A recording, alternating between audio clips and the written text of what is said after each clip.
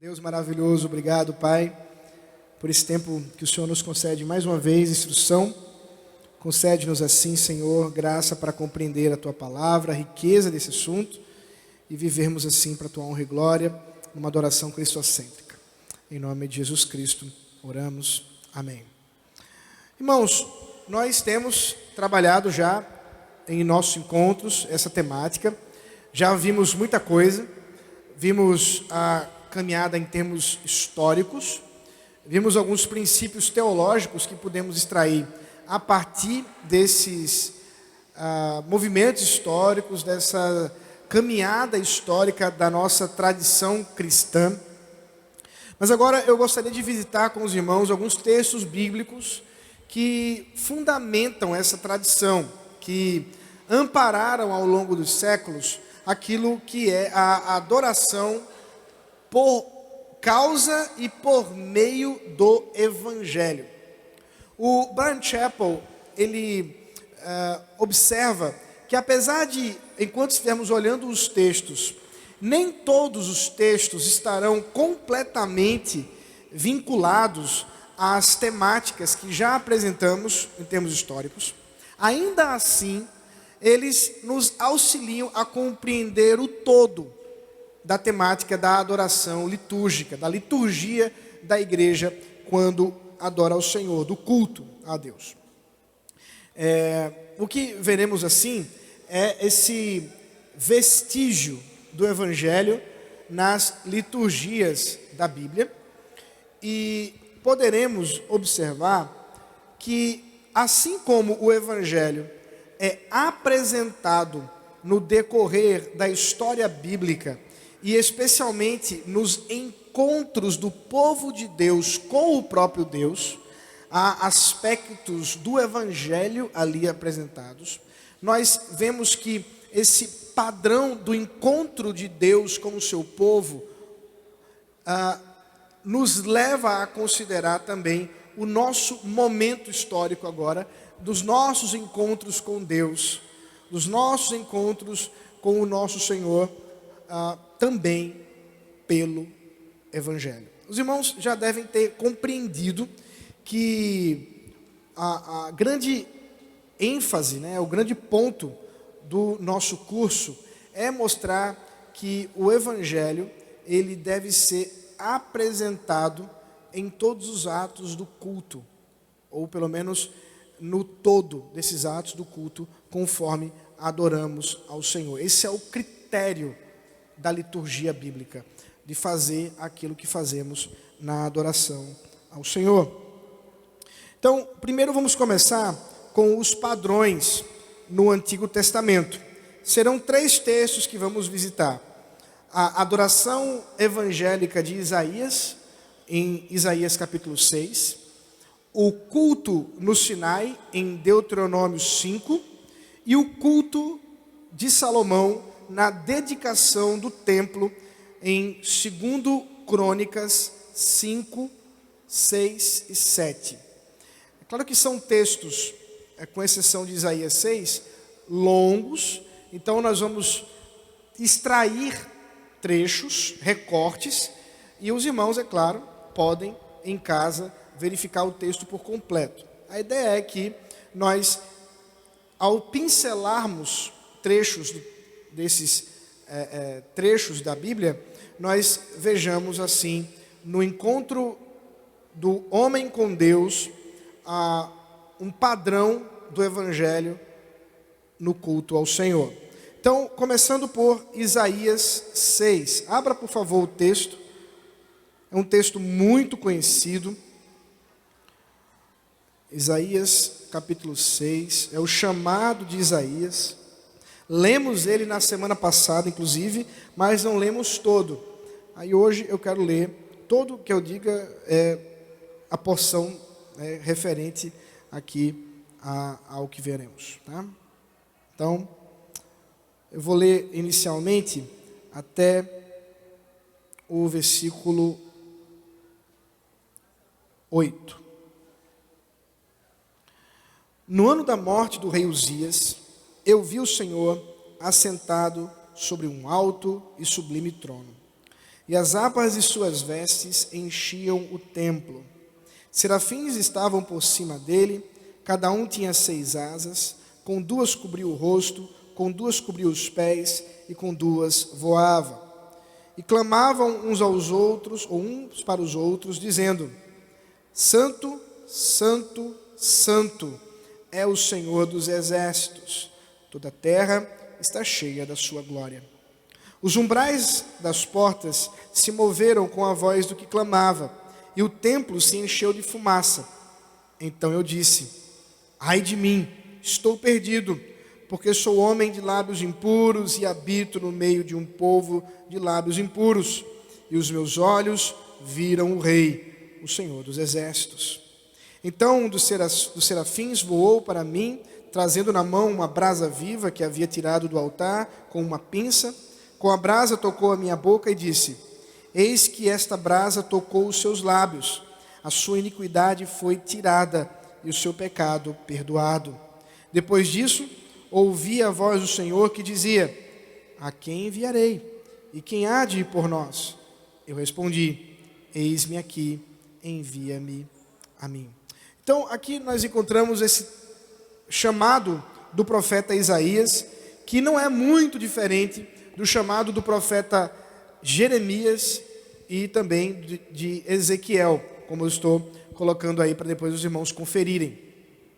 É um encontro individual com Deus, um encontro arrebatador.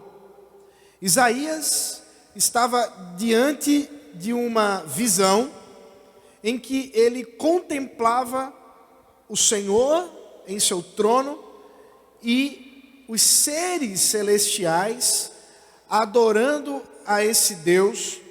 E quando ele contempla o Senhor, ele contempla aquele momento de adoração, algo lhe pesa o coração sobre si mesmo. Então nós vemos algumas coisas interessantes do movimento do Evangelho na dinâmica dessa narrativa.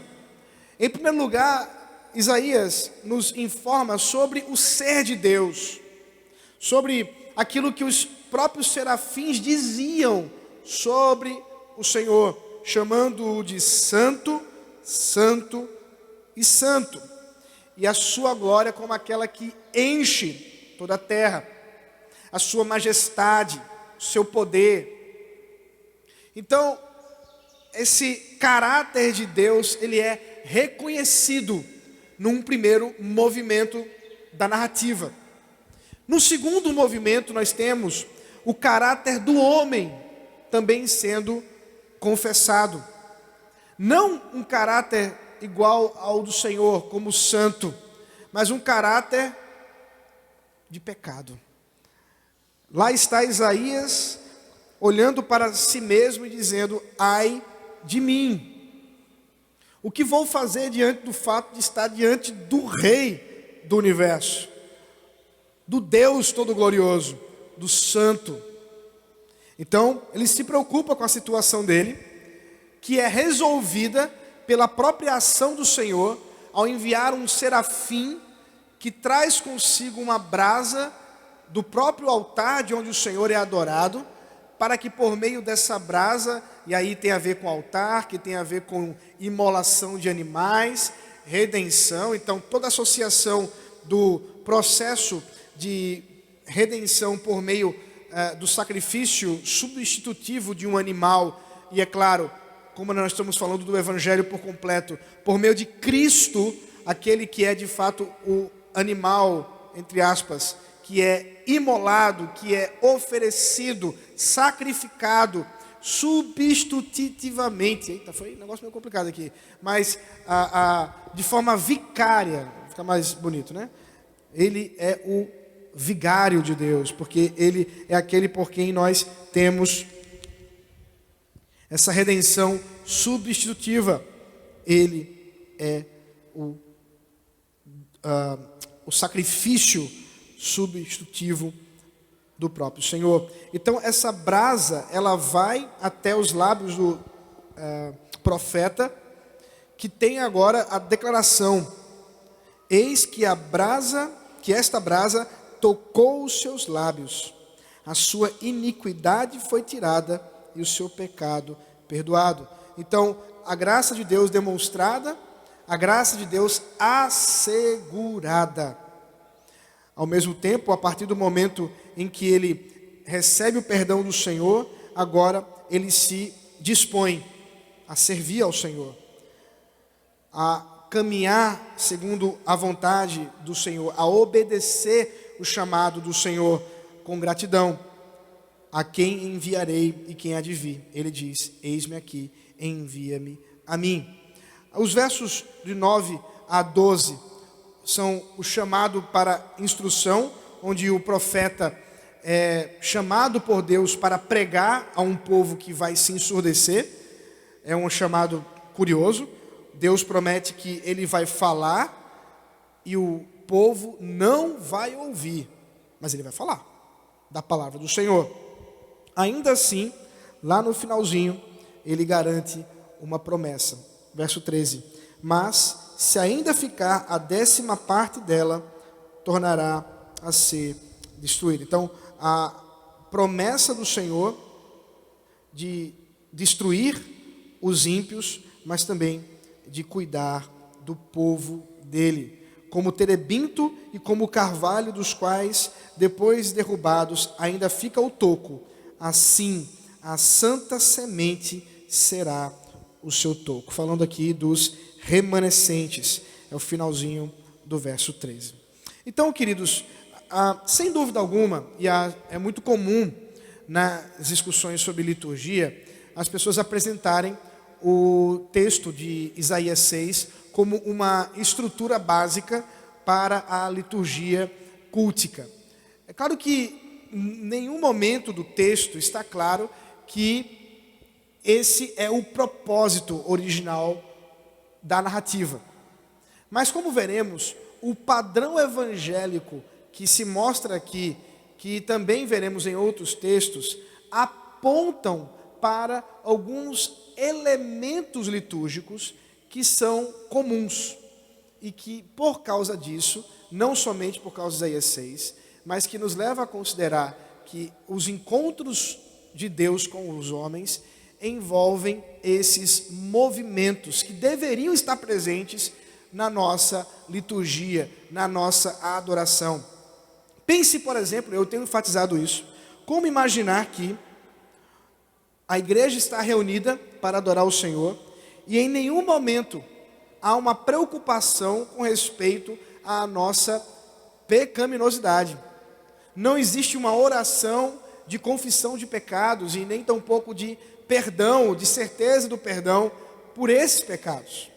É estranho que a igreja se encontre com Deus e não se preocupe com isso, porque em todas as vezes que o povo de Deus se encontrou com o Senhor, ele se preocupou com a sua santidade. O povo olhou para a glória de Deus e disse: não dá para ficar diante de um Deus tão puro e santo sem olhar e confessar o nosso pecado. É por isso que a gente fica olhando para essa história. Obrigado, meu irmão. É que eu consigo tomar aguinha gelada aqui, ela me ajuda. Não, tá ótimo. Obrigado. Escapuliu. Então, não é que essas coisas devam ser engessadas, mas a temática tem que estar presente de alguma forma. Já vimos isso. Considere o culto contemporâneo, né, de muitos lugares, que nem a palavra pecado muitas vezes surge durante os encontros dominicais, culticos. Como é que você pode estar diante de Deus e não se preocupar com o pecado? E não buscar perdão do Senhor? Todos os dias é um chamado para fazermos isso. Não só no domingo, mas especialmente no domingo. Nós temos também o relato em Deuteronômio 5. Veja aí, por favor.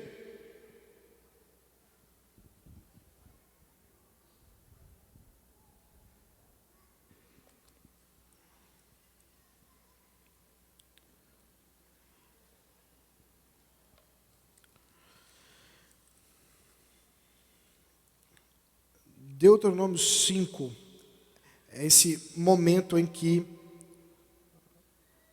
nós temos esse encontro do Senhor com o seu povo. Veja como é relatado aqui em Deuteronômio, onde temos a repetição da lei. Moisés chamou todo Israel e lhe disse: escute, Israel, os estatutos e juízos que hoje lhe anuncio, para que vocês os aprendam e tenham cuidado de pôr em prática. O Senhor nosso Deus fez aliança conosco em Horebe.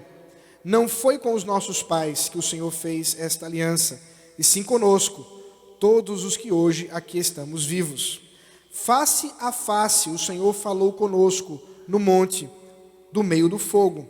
Naquela ocasião, eu me coloquei entre o Senhor e vocês, para lhes anunciar a palavra do Senhor, porque vocês ficaram com medo do fogo e não subiram o monte. E o Senhor disse: eu sou o Senhor seu Deus, que o tirei da terra do Egito, da casa da servidão. Então, ele passa aqui a repetir a lei, conforme já havia dito em Êxodo capítulo 20, aqui com algumas leves modificações.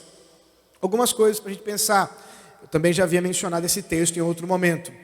O povo de Israel estava no deserto, a caminho de Canaã. Como os irmãos sabem da história, Deus havia designado Moisés como um representante do povo.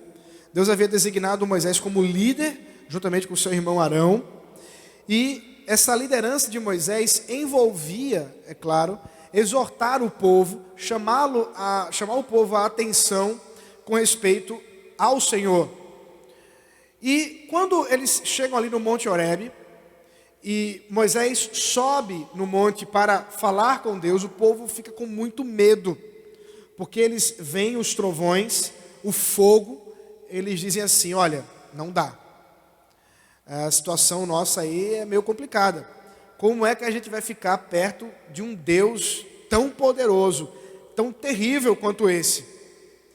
Moisés, vai na nossa frente aí, representa a gente, fala com Deus e depois você traz aí as notícias. Essa descrição, mais uma vez, claro, não é uma descrição aqui de uma liturgia tal e qual a gente faz hoje. Mas perceba que tem aspectos que nos levam a considerar, em primeiro lugar, o caráter de Deus. O caráter de Deus como o Deus que é poderoso, glorioso, digno de temor, mas também um Deus que deve ser reconhecido. Veja aí o verso 22. São essas palavras que o Senhor falou a toda a congregação de vocês junto ao monte. Ele falou do meio do fogo, da nuvem, da escuridão, com voz forte, e nada acrescentou. Ele escreveu essas palavras em 2 tábuas de pedra e as deu para mim. Então, nós vemos como que o povo está diante do Senhor e teme por ele. E aí vem a reação desse povo que reconhece a sua situação de pequenez diante do Senhor, quando no verso 5 nos fala que o povo pediu para Moisés representá-los. E aí você tem também o verso 25 que diz assim: agora, pois, por que morreríamos? Pois esse grande fogo nos consumirá. Se continuarmos a ouvir a voz do Senhor nosso Deus, morreremos. Afinal, de toda a humanidade, quem é que ouviu a voz do Deus vivo falar do meio do fogo, como nós ouvimos, e permaneceu vivo? Aproxime-se você e ouça tudo o que o Senhor nosso Deus disser. Você nos dirá tudo o que o Senhor nosso Deus lhe disser. Nós ouviremos e cumpriremos o que for dito. Então, perceba que mais uma vez nós contemplamos esse reconhecimento do temor do homem diante do Deus justo, santo, glorioso, e a sua situação de pecado. Todos que estão diante do Senhor em pecado morrerão. Ao mesmo tempo que nós temos a graça do Senhor conduzindo essa dinâmica, porque foi o próprio Senhor quem disse: eu sou o Senhor, seu Deus, que tirei da terra do Egito. Então, esse movimento do Senhor de fazer uma aliança com o seu povo, de constituir por sua graça e misericórdia uma relação de Senhor e povo, que não pode ser por obra de mérito algum dos homens. E aí nós vemos essas características aqui como obra da graça do Senhor, como uma demonstração dessa graça de Deus, bem como essa convicção do perdão do Senhor, que perdoa o seu povo por meio de sua graça, da sua aliança, conforme aqui ele não os consumiu, ele não os destruiu. Pelo contrário, ele os instruiu, e aqui nós temos exatamente a repetição da lei, nessa instrução de obediência, ainda nos versículos 32 e 33, tem essa mesma dinâmica, ao instruir da seguinte forma: tenham o cuidado de fazer como o Senhor seu Deus lhes ordenou, não se desviem nem para a direita, nem para a esquerda, andem em todo o caminho que o Senhor seu Deus lhes ordenou, para que vocês vivam, para que tudo lhes vá bem e para que se prolonguem os seus dias na terra que irão possuir. Então o povo está sendo preparado pelo Senhor para entrar na terra de Canaã, pela palavra de Deus, pela lei do Senhor, são instruídos assim, para que vivam essa verdade quando entrarem na terra de Canaã. Esse povo, é claro, responde ao Senhor quando eles se comprometem, já lemos isso, ao ouvir e obedecer ao Senhor, e assim receberem de sua parte bênçãos. Essa estrutura no culto no Sinai, conforme está narrado no Deuteronômio 5, ela não tem uma ordem, como nós já vimos em outro, por exemplo, em Isaías 6, ou nas distinções históricas. Contudo, perceba, os elementos estão presentes. É isso que eu quero que os irmãos prestem atenção. A repetição do Evangelho de formas alternadas, mas presentes nessa dinâmica do povo com Deus. E por fim, o texto do Antigo Testamento, que é esse momento de adoração, quando Salomão dedica o templo ao Senhor, segundo o livro de Crônicas, o segundo livro de Crônicas, capítulos 5 ao 7. Veja aí, por favor.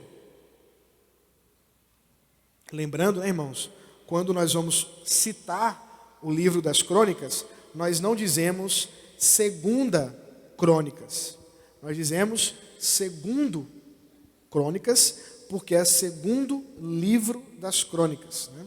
É o segundo livro das Crônicas. Então isso é importante aí para você não falar errado, tá bom? Então, capítulo 5. Tem um detalhe. O livro das Crônicas, ele é organizado para mostrar alguns problemas também do reinado de Salomão. Se você volta um pouquinho, você vê como a história começa quando Salomão recebe a sabedoria da parte do Senhor, e então ele caminha por meio dessa sabedoria para a edificação do templo, e a expectativa daquele que lê é que, ao cumprir as tarefas, né, como o Senhor havia ordenado, Salomão, ele, de fato, ele se mostre como alguém que cumpriu a sua tarefa. Contudo, irmãos, eu fiz uma confusão, mas vou explicar o que eu quero dizer. Contudo, o livro de Reis, esse sim, é o que mostra melhor. O livro dos Reis, ele nos mostra que Salomão, apesar de ter feito o templo de Israel com toda a beleza, né, os cedros que vieram do Líbano, o ouro e toda aquela coisa majestosa, quando o narrador, o cronista, descreve como Salomão preparou a casa dele e a casa das suas mulheres, o autor, lá em Reis, Crônicas não, em Reis, o autor enfatiza que as casas dele e das suas mulheres eram ainda mais majestosas do que o templo. Isso é um problema. Os olhos de Salomão se voltaram para a sua riqueza e o seu luxo, e especialmente para as suas mulheres, e não para o Senhor. Depois você pode ler lá o primeiro livro de Reis, capítulo 7, o centro, mas você pode ler o livro, né, do começo até o fim, e você vai perceber essa dinâmica, que mostra o problema, que o homem está ali obedecendo ao Senhor, mas ao mesmo tempo os seus passos se distanciam do Senhor por causa da sua idolatria, né? O texto bíblico nos fala que Salomão, ele caminhou com idolatria por causa de ter seguido os deuses das suas mulheres, né? Um homem que teve muitas mulheres e muitas sogras, que é sempre um desafio para a gente entender Salomão. Eu amo minha sogra, especialmente porque ela está em Orlando. Mas então, irmãos, vamos ver aqui o texto, que é o que importa para a gente. Segundo livro de Crônicas 5, diz assim: quando Salomão terminou toda a obra que fez para a casa do Senhor, trouxe as coisas que Davi, seu pai, havia dedicado, a prata, o ouro, todos os utensílios. Salomão pôs tudo isso entre os tesouros da casa de Deus. Então Salomão congregou os anciãos de Israel e todos os chefes das tribos, os chefes das famílias dos israelitas em Jerusalém, para levarem a arca da aliança do Senhor da cidade de Davi, que é Sião, para o templo. Todos os homens de Israel se congregaram junto ao rei na ocasião da festa, que foi no 7º mês.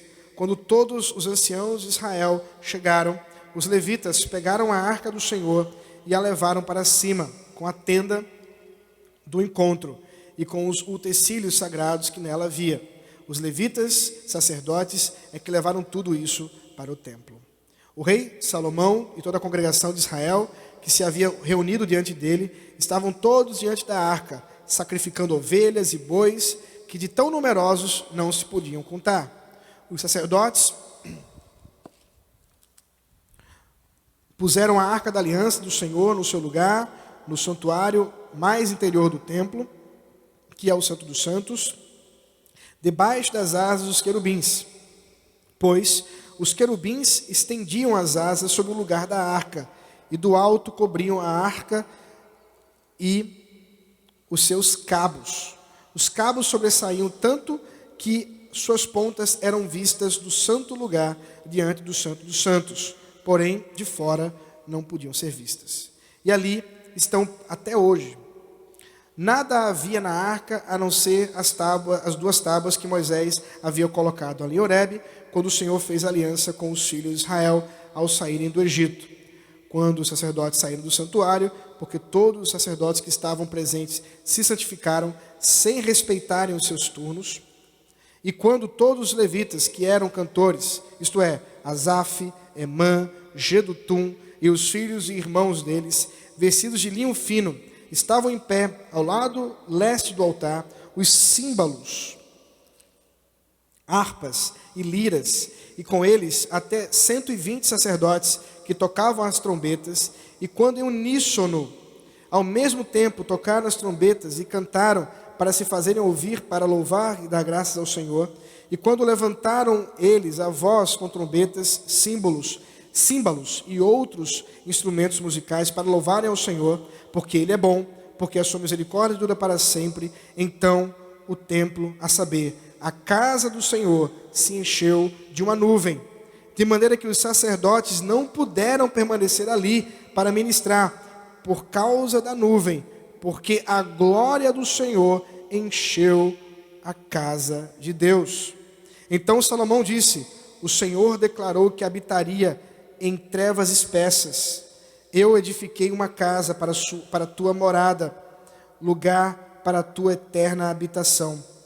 Depois o rei voltou o rosto e abençoou toda a congregação de Israel, que se mantinha toda em pé. Salomão disse: bendito seja o Senhor, Deus de Israel, que falou pessoalmente com Davi, meu pai, e pelo seu poder cumpriu o que prometeu, dizendo: desde o dia que tirei o povo da terra do Egito, não escolhi cidade alguma de todas as tribos de Israel para edificar o templo, a fim de ali estabelecer o meu nome. Nem escolhi homem algum para ser chefe do meu povo de Israel, mas escolhi Jerusalém para que ali seja estabelecido o meu nome, e escolhi Davi para governar o meu povo de Israel. Também Davi, meu pai, havia proposto em seu coração edificar um templo ao nome do Senhor, o Deus de Israel. Porém o Senhor disse a Davi, meu pai: você fez bem quando resolveu em seu coração edificar um templo em meu nome. Todavia, não será você quem edificará esse templo. O seu filho, que descenderá de você, ele edificará ao meu nome. Assim o Senhor cumpriu a palavra que tinha dito, pois me levantei em lugar de Davi, meu pai, e assentei no trono de Israel, como o Senhor que havia prometido. E edifiquei o templo ao nome do Senhor, o Deus de Israel. Nele pus a arca em que estão as tábuas da aliança, que o Senhor fez com os filhos de Israel. Salomão se pôs diante do altar do Senhor, na presença de toda a congregação de Israel, e estendeu as mãos, porque Salomão tinha feito uma plataforma de bronze, de 2,20 metros de comprimento, 2,20 metros de largura e 1,30 metro de altura, que tinha colocado no meio do pátio. Ele pôs em pé sobre ela, depois ajoelhou-se na presença de toda a congregação de Israel, estendeu as mãos para o céu e disse: ó Senhor, Deus de Israel, não há Deus como tu nos céus e na terra. Tu guardas a aliança e a misericórdia dos teus servos, que de todo o coração andam diante de ti. Cumpriste para o teu servo Davi, meu pai, o que lhe prometeste. Pessoalmente o disseste, e pelo teu poder o cumpriste, como hoje se vê. Agora, pois, ó Senhor, Deus de Israel, cumpre a outra promessa que fizeste ao teu servo Davi, meu pai, quando declaraste dizendo: nunca lhe faltará sucessor diante de mim, que se assente no trono de Israel, contanto que os seus filhos guardem o seu caminho, para andarem na lei como você andou. Agora também, ó Senhor, Deus de Israel, que se cumpra a palavra que disseste ao teu servo Davi. Então, eu fiz uma leitura mais prolongada, o texto vai até o capítulo 7, mas vamos colher aqui algumas referências.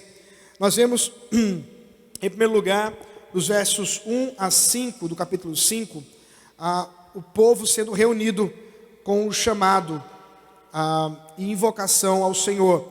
Salomão reúne o povo para adorar a Deus no templo, com a glória do templo. O povo reconhece o pecado pelo sacrifício e os sacerdotes reorganizam o lugar da expiação, conforme vimos os sacrifícios que eram sem medida, animais imolados que não se podiam contar. Na sequência nós temos a certeza dessa promessa cumprida de perdão, com os sacerdotes louvando a Deus, assegurando a bondade do Senhor e mostrando que o Senhor está com o seu povo, habitando no meio do seu povo. Na sequência nós temos esse momento de ações de graças, que foi o que lemos por último aqui, quando Salomão oferece louvor ao Senhor em gratidão pela libertação e provisão. Assim como também pede que o Senhor cuide do seu povo por meio de um rei, o qual ele prometeu que nunca deixaria de ter o trono de Israel. É claro, a gente sabe que esse trono de Israel cumpre-se em Cristo, que é o rei, filho de Davi, supremo. E aí nós temos a sequência, a instrução do povo a partir do versículo 22, quando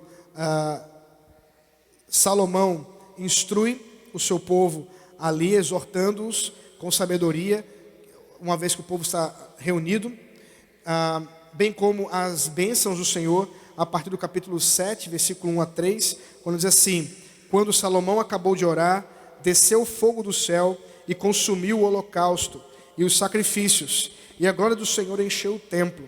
Os sacerdotes não podiam entrar na casa do Senhor, porque a glória do Senhor tinha enchido a casa do Senhor.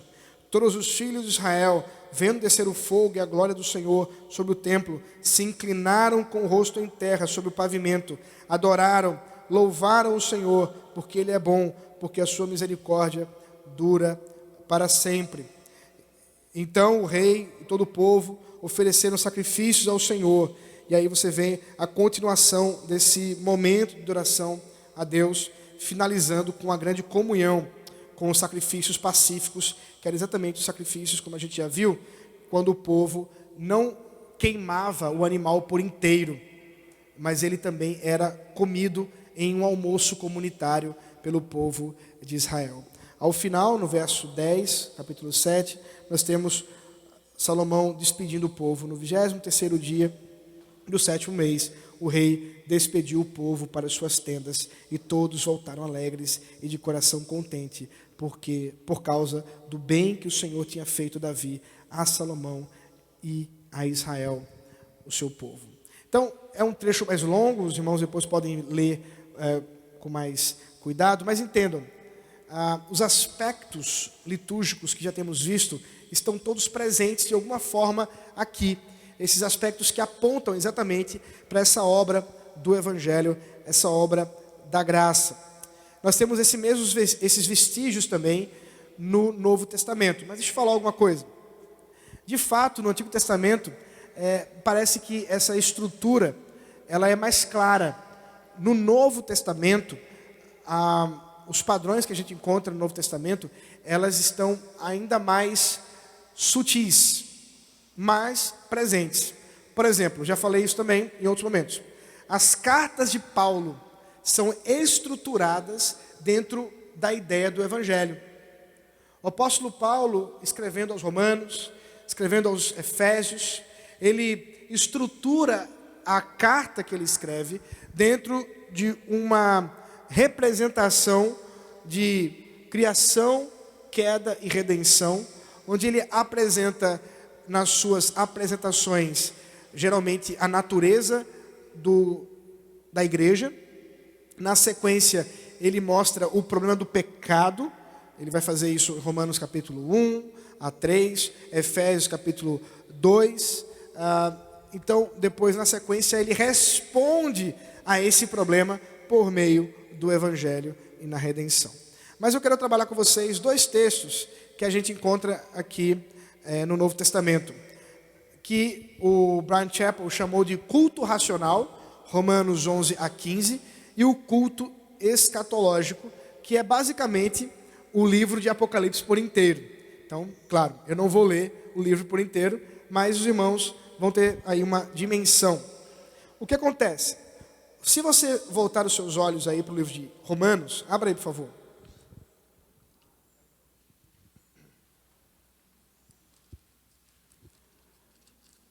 A partir do capítulo 11, na doxologia, finalzinho do capítulo 11, 33,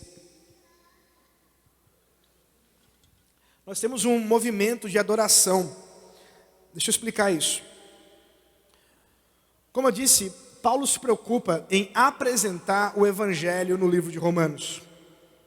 E ele demonstra esse poder do Evangelho, que é exatamente de tirar o pecado do homem por meio da obra de Cristo, ao longo do capítulo 1 ao capítulo 11. E ele conclui esse momento da carta com uma declaração de glória ao Senhor, especialmente porque o capítulo 11 é um capítulo enjoado. É um capítulo que Paulo está tratando sobre a soberania de Deus com respeito à salvação, e especialmente o mistério da conversão dos judeus, um mistério escatológico. Uma disputa sem fim a interpretação desse capítulo 11. Há várias opções interpretativas, meu ponto não é discutir isso agora, Depois você pode ver a exposição aos Romanos que a gente fez há alguns anos atrás, está no YouTube, então tem a pregação desse texto.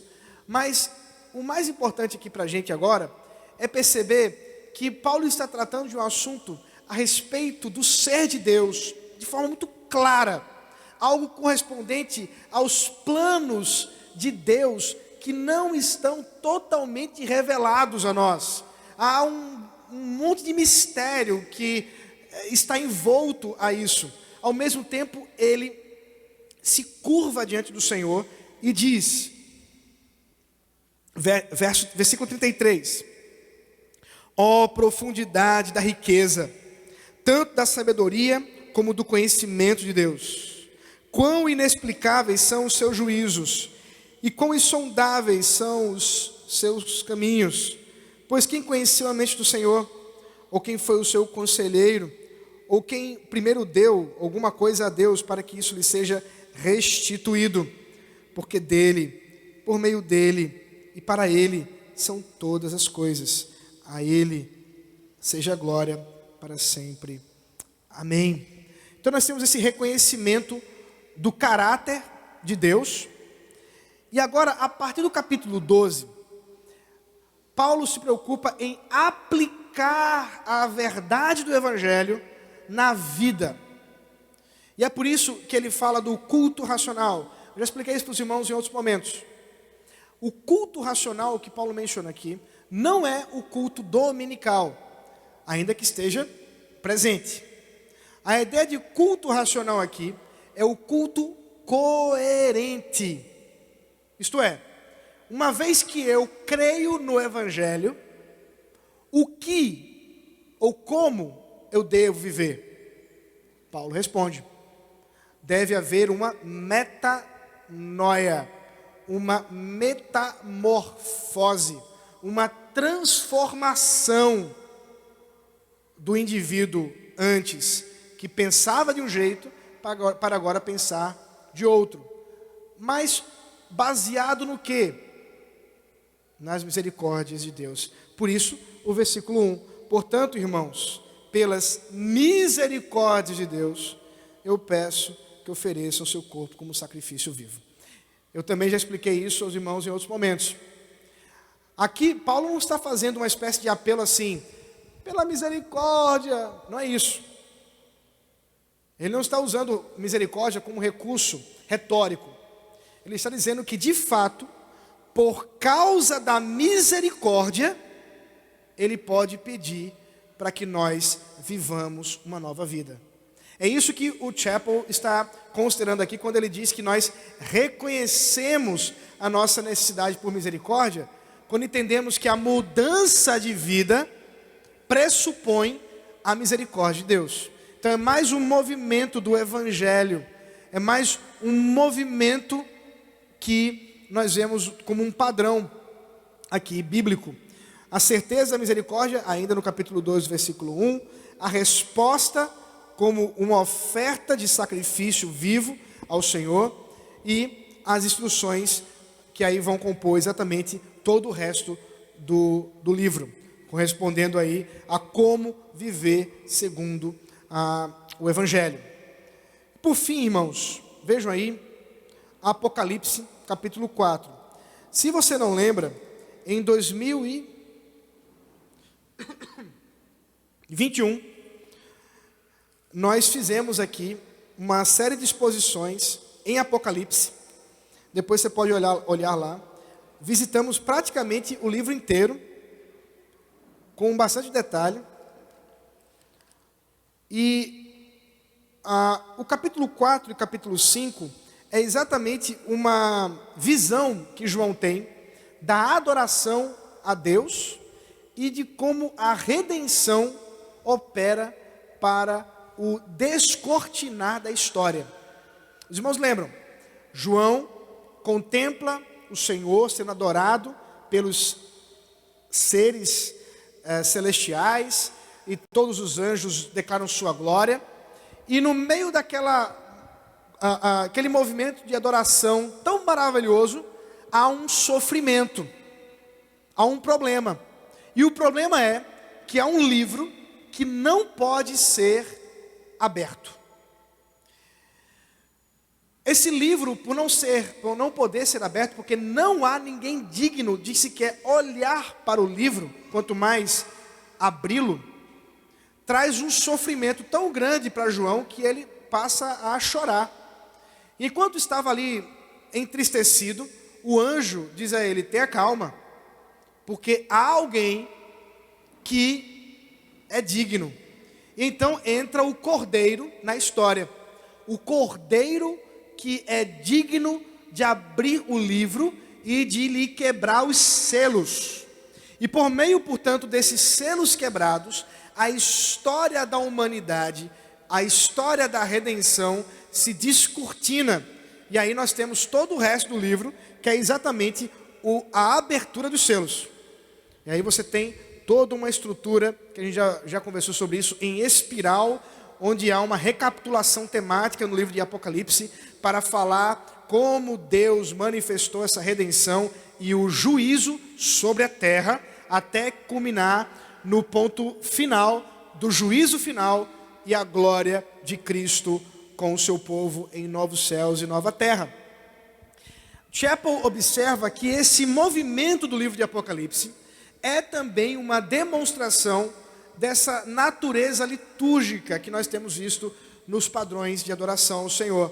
Porque nós temos o reconhecimento da glória de Deus, no capítulo 4, versículo de 1 a 11. Temos desculpa aí, tem um texto errado aí. Deixa eu só dizer aqui.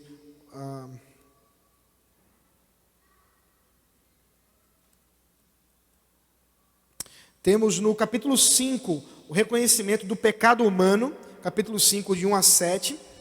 A oração e certeza da provisão de Deus, no capítulo 5, 8 a 10. A ações de graça e louvor, no capítulo 5, de 11 a 14.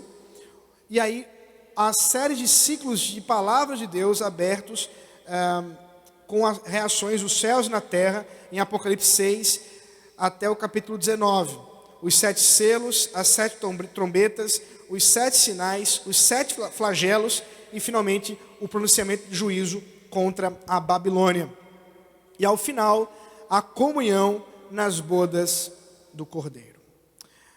Meus irmãos, toda essa estrutura, como eu tenho insistido, ela não é rígida, mas ela aponta por elementos que nós deveríamos considerar. O culto cristocêntrico, ele é, ao final das contas, exatamente uma reapresentação da história de Cristo. Pode passar o slide, por favor. Isso. O culto cristocêntrico é uma reapresentação da história de Cristo, do Evangelho. Quando a igreja está reunida em Cristo, os seus atos envolvem exatamente a declaração do Evangelho. Por isso, nós encerramos lembrando essas verdades aí. Pode passar. Que são exatamente que no culto cristocêntrico nós somos chamados, em primeiro lugar, a reconhecer o caráter de Deus em adoração. Reconhecer e confessar o nosso caráter na confissão. Reafirmar a graça de Deus na certeza do perdão. Expressar a nossa devoção com ações de graças, em obediência ao chamado do Senhor e gratos da sua redenção. Certos da ajuda e intervenção de Deus por meio das petições e intercessões. Adquirir conhecimento de como agradar a Deus por meio da instrução de sua palavra. Comungar com Deus e com o seu povo por meio da comunhão, dos sacramentos. E viver para Deus por meio do encorajamento, da bênção que Ele nos concede na despedida em paz que Ele nos dá ao final do culto. Esses elementos, irmãos, podem, é claro, ser reorganizados e apresentados de formas distintas. Eu tenho dito isso aos irmãos, que às vezes isso vai ser demonstrado por meio de uma canção, por meio de uma oração, por meio de um texto bíblico. São variadas formas que podem ser usadas para expressar essas verdades que estão alinhadas em toda a Escritura. Contudo, o culto a Deus envolve esses caracteres, essas características, esses elementos. Nós podemos assim nos preocupar de fato em entender aquilo que fazemos quando aqui estamos. Na próxima aula, que vai ser a última, eu pretendo trabalhar com vocês alguns aspectos práticos desse culto cristocêntrico, discutindo um pouquinho com os irmãos alguns usos, costumes, algumas questões que envolvem uma dinâmica da relação entre tradicional e contemporâneo, e coisas do tipo que certamente surgem quando nós tratamos de culto. Contudo, essas características me parecem ser inegociáveis para quando o povo de Deus está em adoração ao Senhor. É necessário que nós tenhamos essa consciência no trabalhar da nossa adoração a Deus. Nós vamos parar por aqui, já são meio-dia. Eu vou abrir para que os irmãos possam perguntar e depois a gente se organiza para o almoço. Se alguém tiver alguma pergunta, pode levantar as suas mãos. Tem microfone em algum lugar? Tá aí, né? Se alguém quiser perguntar, fique à vontade.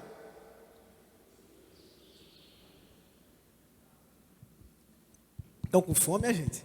O que é isso? O vídeo está batendo ali para ver se o pessoal se anima, né? Tá certo. Se não houver nenhuma questão, nós vamos ficar por aqui, vamos orar. Nenhuma? Dou-lhe uma, dou-lhe duas, dou-lhe três. Então vamos orar. Feche os olhos. Senhor Deus, muito obrigado, Pai, porque a Tua palavra, ela nos leva a considerar essas verdades do Evangelho e nos leva a abraçá-las enquanto vivemos, naquilo que fazemos em nossa vida e especialmente quando reunidos em adoração ao Senhor. Que o nosso coração se volte a Ti, Senhor, sempre, por meio do Evangelho. E os nossos olhos se abram por causa de Cristo, o nosso Senhor. Assim, ó Deus, nós Te agradecemos por o tempo que aqui nos deste de instrução e pedimos que abençoe-nos também agora, quando estaremos nos preparando para o almoço comunitário, em comunhão, para a Tua honra e glória, em nome de Jesus Cristo. Amém.